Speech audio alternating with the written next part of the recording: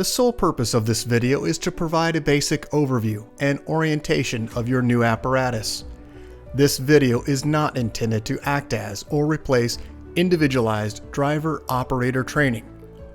Individual fire departments may base guidelines, policies, and procedures tailored for best practices.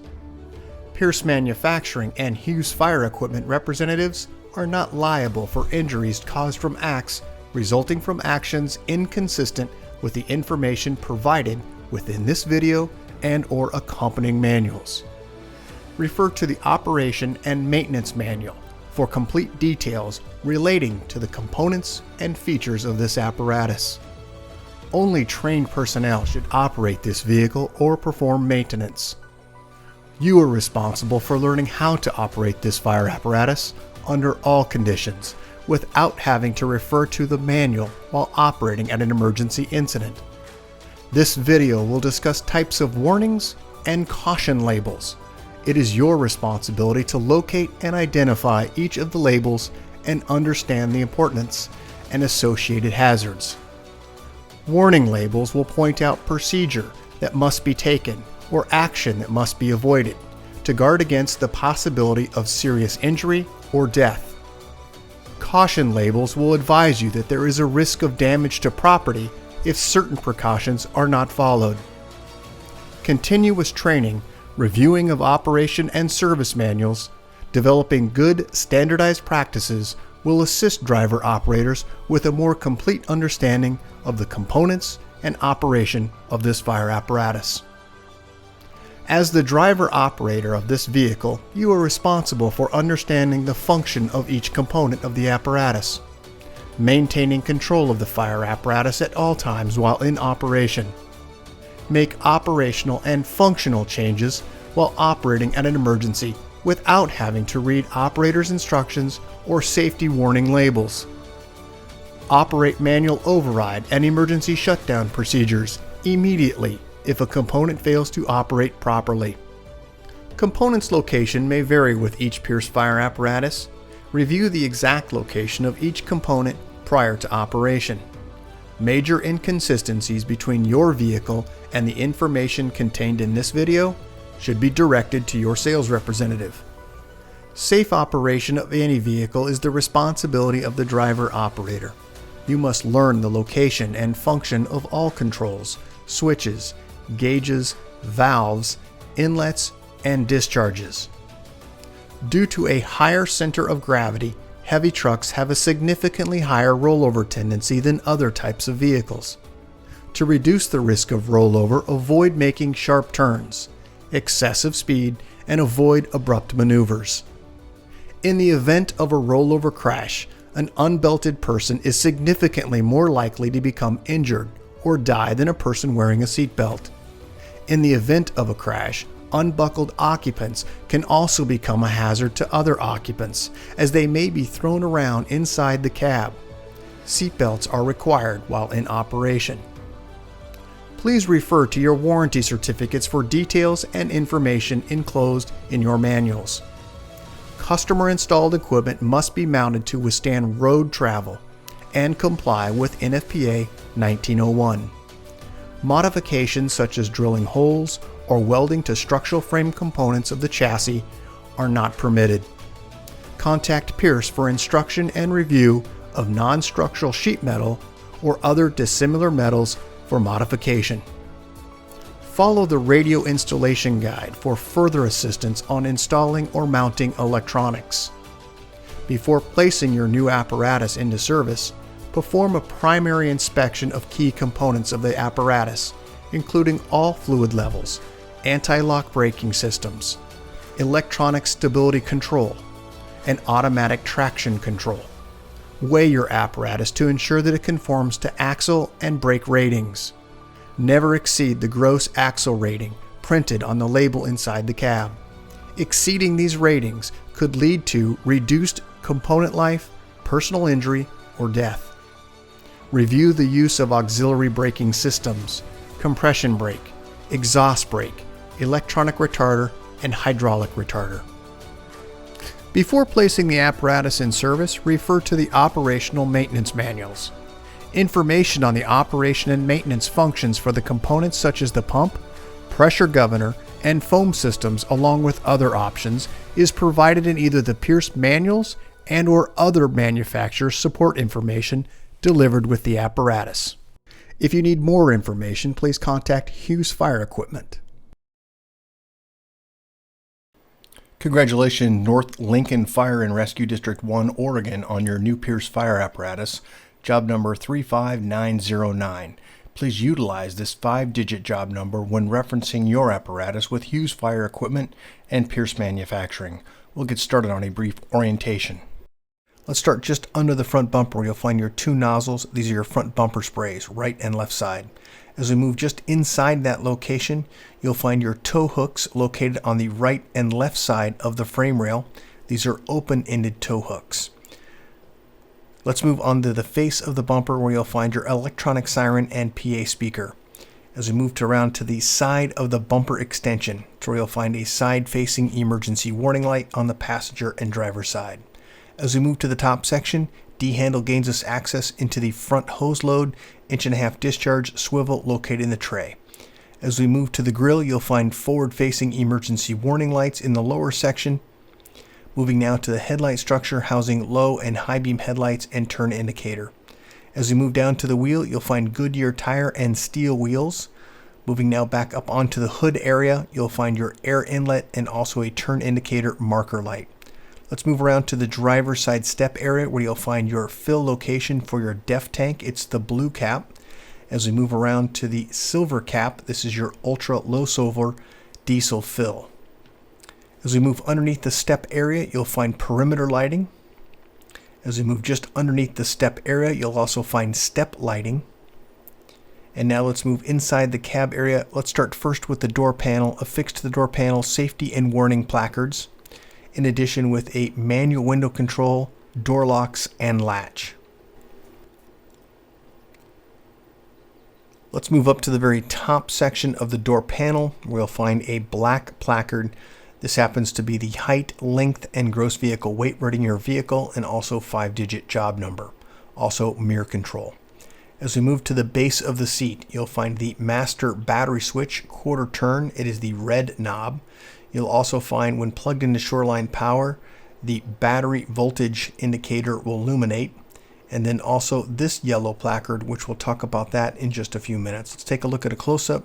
First at the base with the red master battery switch. Let's go back to the placard. This happens to have the date of manufacture, 5-digit job number, gross vehicle weight ratings, cold tire inflation, all of the fluid capacities for this vehicle, fluid type, and the amount. Let's move about the left knee of the operator. On the dash area is where you'll find your vehicle data recorder port, also vehicle maintenance engine data port located in the very top section, and also a keyless ignition. Moving up to the top, you'll find your headlight control, mirror heat, turn indicator, and also windshield wiper control. On the steering column at the very front section, you'll find your tachometer and speedometer. In the lower section, you'll find oil pressure and fuel. In the upper portion, DEF located on the lower right-hand side. Let's go back up to the very top section where you'll find water temp, front and rear air, and fuel level gauge. In the very center section, you'll find diagnostic engine information will display digitally. Let's move just to the right of the dash area. We'll start at the very top section, lower right corner.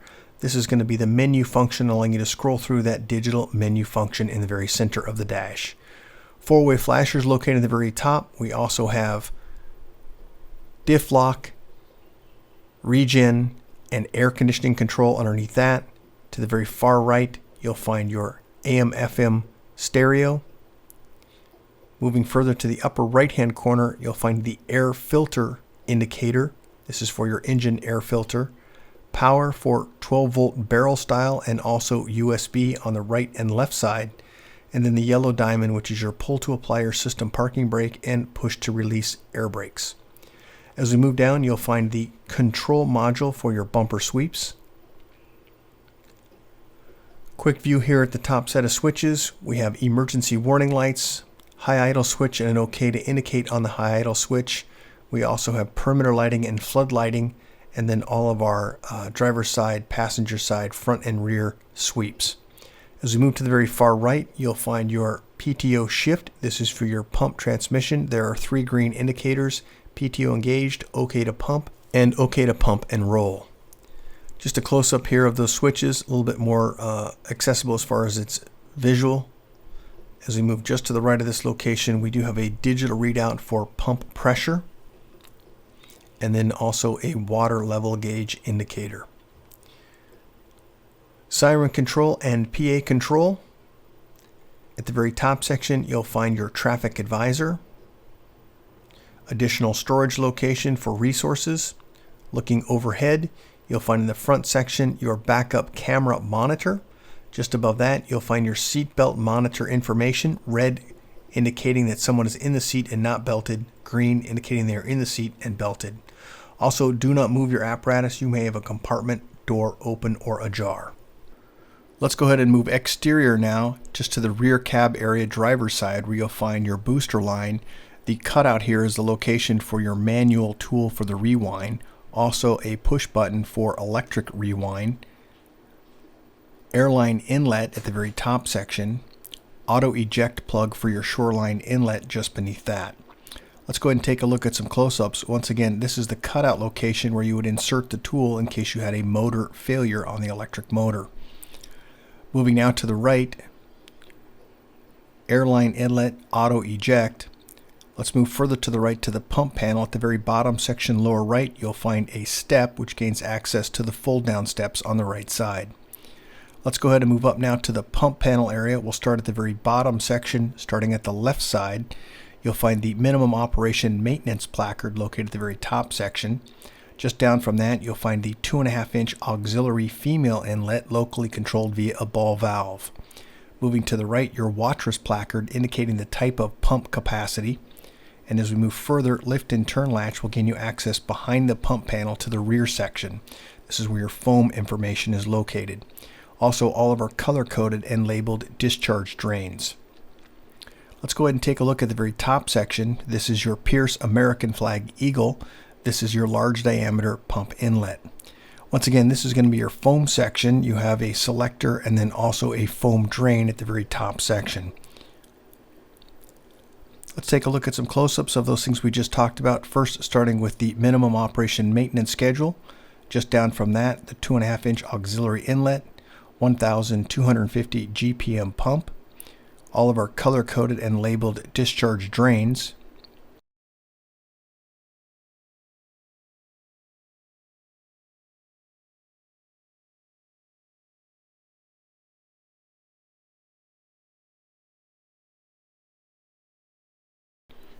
Let's go ahead and move up on the pump panel now, first starting with the two 2.5-inch discharges. They are color-coded and labeled to the individual valve. Moving just to the right of this location, we do have a couple warning placards. Only trained personnel should operate this piece of equipment. That's only after you've received proper training. To the right, you'll find your pump drain. Also a warning regarding pressure hazard. Caps may be under pressure. Be cautious when opening them.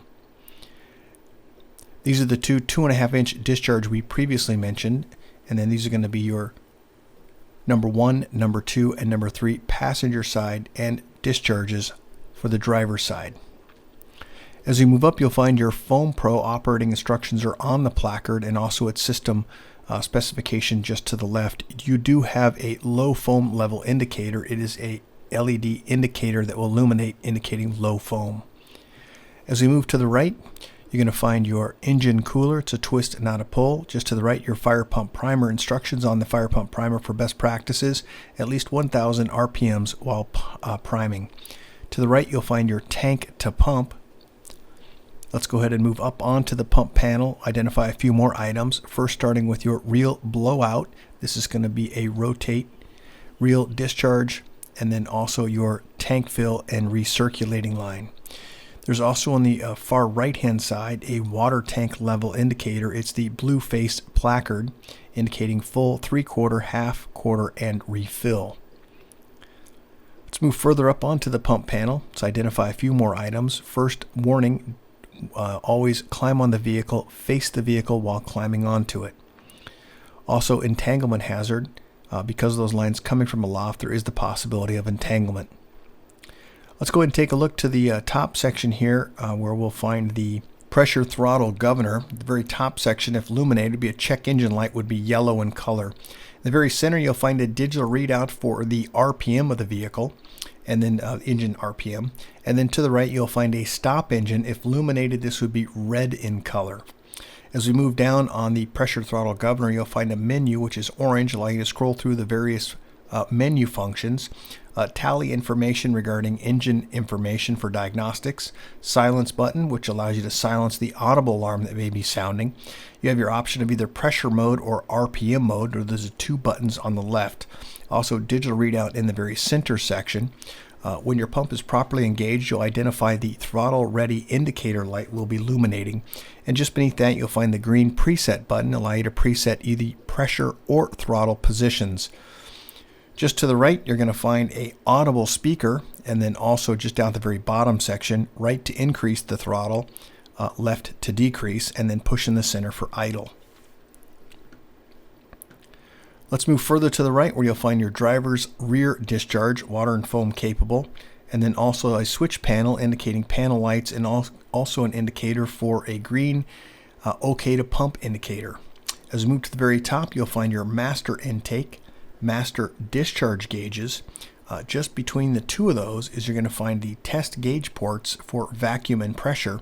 Those are currently plugged, and those are for testing purposes. As we move all the way to the very left-hand side, you'll find the placard. This is that minimum operation maintenance schedule for 150, 200, and 250 test pressures. Governed speed looks like 2390 on the RPM. The very top section, you'll find when your pump is properly engaged, the light will illuminate in the center. Let's go and look just to the forward section of the pump panel where you'll find your number 1 and number 2 cross light. Both of these are foam capable, and also a warning placard. Because those lines coming from aloft, there's the possibility of entanglement. We do have some grab handles located on the side of the pump panel, and then also fold down steps for gaining access to move aloft onto the body area. Let's go ahead and take a look at some items on the body section. First, roll-up doors on the passenger driver's side and rear area. The very top section of those, you'll find LED floodlights. You'll also find the very front of the rear axle a turn marker light. Directly over the axle, you'll find a emergency warning lower section light. And then also at the very top section, you'll find on both sides water level tank indicator gauge. As we move to the rear, you'll find a 360-degree emergency warning light. Let's go ahead and take a look inside some of the compartments. At the very top of this compartment, when plugged in shoreline power, this is your air compressor. It will maintain brake pressure. Also, you'll find your battery charger on the vertical wall surface. Those are both run off shoreline power. The very top section, you'll also find 12-volt access via a bus bar. As we move in, lift and turn latch will gain you access into the Scba bottle storage location for 3 Scba bottles, also with retaining straps.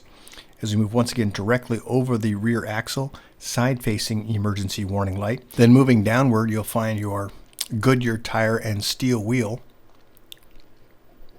Moving back up to the rear of the axle, additional Scba bottle storage, lift and turn latch gains you access into this location.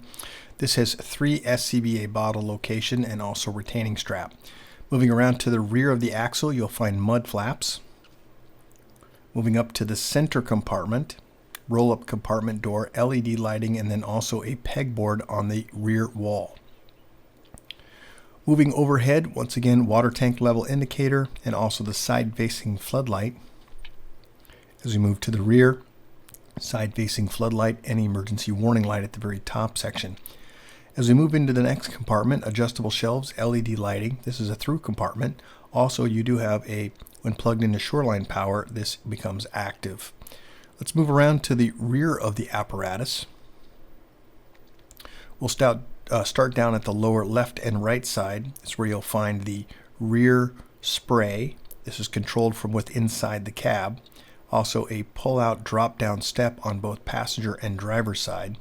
LED lights that are for the perimeter. And then also in the very center section, a tow hook. Let's move up onto the body area where you'll find step lights. Also moving to the left and right side, you'll find your brake, turn, and reverse light. Also a couple of cup switches on the driver's side. First rear scene lights and then also hose bed lights. Moving further up, you'll find your license plate holder and light. And then as we move further up to the very top section is where you're going to find a rear facing emergency warning light and also a scene light. Let's move now to the side area, vertical side sheet, where you'll find fold down steps. There are also additional steps up higher on that for gaining access to the hose bed area. I would like to point out a few warning placards. This placard is indicating pressure hazard. Caps may be under pressure. Be cautious when opening them. Also a few down at the very bottom section. Entanglement hazard because of those lines coming from aloft. Also never ride on the vehicle while it's in motion. And if climbing onto the vehicle, always face the vehicle while climbing. As we move to the very center, you'll find your backup camera at the very top section. Just beneath that, you'll find a cutout location here for your traffic advisor. Once again, right next to we have a pressure hazard warning placard, and then also a tank fill and discharge 2.5 inch. General view here of the right side where you'll see those fold down steps. Also pull out step in the very bottom section. Same thing on the right side. You'll find your brake, turn, and reverse light. Let's go ahead and move up just a little bit further on this same rear panel. D-handle gains us access to the ladder storage location. This is where we're going to find the 24-foot extension ladder, 14-foot roof straight ladder, also pike pole storage, and also a 10-foot folding attic ladder at the very top section. Same thing, emergency warning light, and then also a scene light.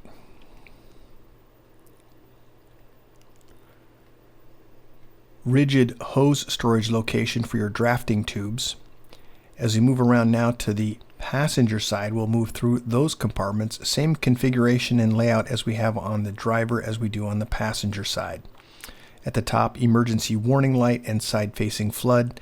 Mud flaps, of course, at the rear duals. And then as we move toward the rear compartment, you'll find an additional access here for plugging in. When plugged into shoreline power, once again, this is activated. As we move to the rear axle, you'll find Goodyear tires and steel wheels. Just over this location is where you'll find the side-facing emergency warning light. As we move into the roll-up compartments, you'll find LED lighting inside those compartments. And then also you'll find adjustable shelving. Just in front of the rear axle, you'll find Scba bottle storage again and oxygen bottle storage. Lift and turn latch gains you access. We have 2 Scba bottles and then also an oxygen bottle storage in the upper right, and also straps. Would like to point out this placard indicating extremely hot diesel exhaust temperatures. Please be cautious where you park your vehicle. Your exhaust is extremely hot. As we move to the forward section now, we have adjustable shelving in this compartment and also ventilation. LED lighting. Let's move now to the midsection or pump panel area. At the very top section, you'll find that side-facing flood and then also LED water tank level indicator. At the rear portion of this compartment area, you'll also find a step down at the very bottom section for gaining access to the midsection pump panel area. Let's start just above the running board where you'll find all of our color-coded and labeled discharge drains. Moving up from that location, you'll find the American flag Eagle Pierce logo. This is the passenger side large diameter pump inlet.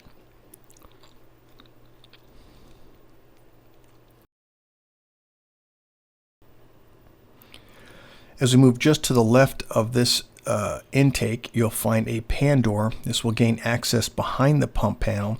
This is for the control module for your intake relief valve. There is a instruction placard on it and then also a pressure gauge. You'll also find a warning placard, never ride on the vehicle while it's in motion, and when climbing, always face the vehicle. One last placard at the very top section on the crosslay area, entanglement hazard, because those lines coming from aloft, there is the possibility of entanglement. Also an additional access, lift and turn latch gives you access into this space, and then also inside you'll find a compartment light switch. As we move to the forward section, you'll find a 2.5 inch discharge, also a pressure warning hazard label. We're now to the cab area. We'll identify a few items. Same configuration as we mentioned earlier on the driver and passenger side. LED lights just underneath the step area. Also, 2 D handles gain you access into this storage location.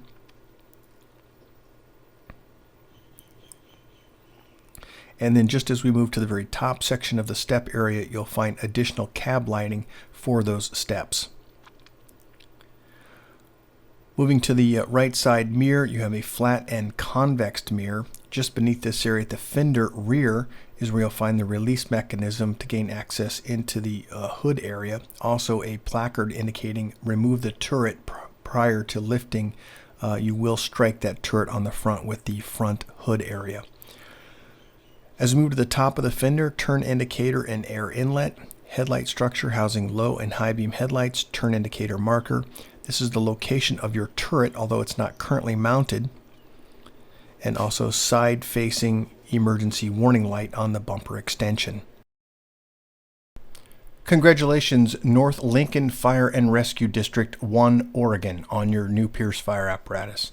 If you have any questions about your apparatus, please contact your Hughes Fire sales representative. Thank you and congratulations.